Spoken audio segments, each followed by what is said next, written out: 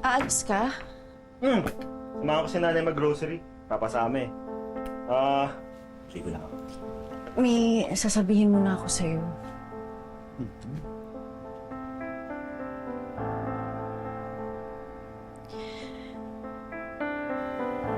Buntis ako.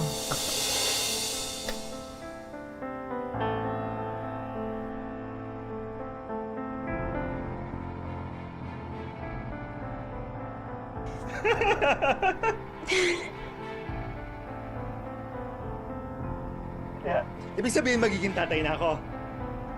Tama? Sasamahan kita sa doktor, ha? Ako lagi ang sasama sa'yo.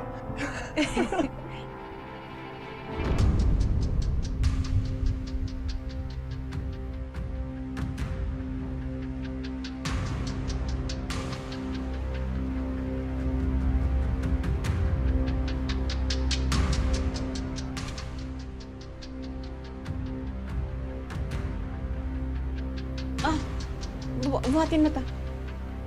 Ho? Buhatin mo. Hindi ko to kayang buhatin.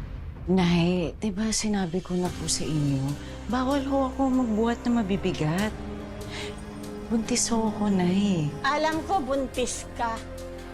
Hindi pa naman ganyan kalaki ang tiyan mo, ah. Tapos ako tong may edad na pabubuhatin mo na ito? Paminsan-minsan na nga lang ikaw nauutusan dito sa bahay ko. Sige na, buhatin mo. Sige ho. O, tingnan mo. Eh, kaya mo naman pala eh. Nag-iinarte ka lang eh. Buhatin mo to, kasi kailangan ko yun sa loob ng kwarto ko. Pagkatapos, yun namang isang nandito sa taas, ibababa mo para naman ipapalit dito. Sige ho.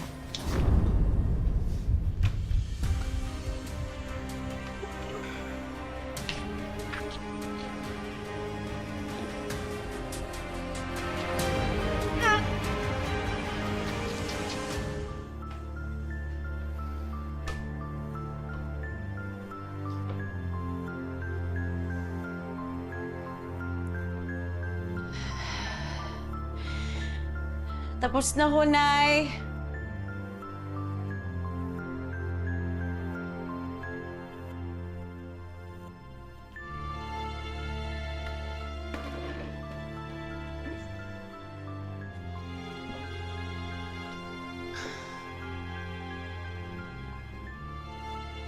Ano ginagawa mo dyan?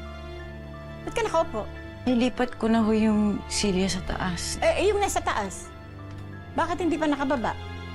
Ho? Hindi ba sinabi ko sa'yo, ang liwaliwanag na sinabi ko sa'yo, di ba?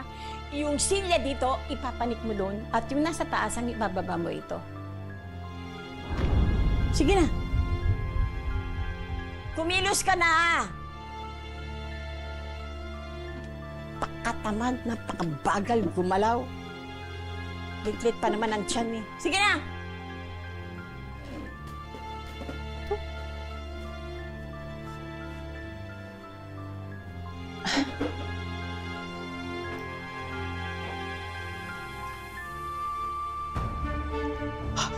Nay! Nay, may dugo! Nay! Nay! Hindi mo ako! Nay! Ano kasi nangyayari? Ano ba ginawa mo? Nay! Sandali lang, ay nga kang tulong.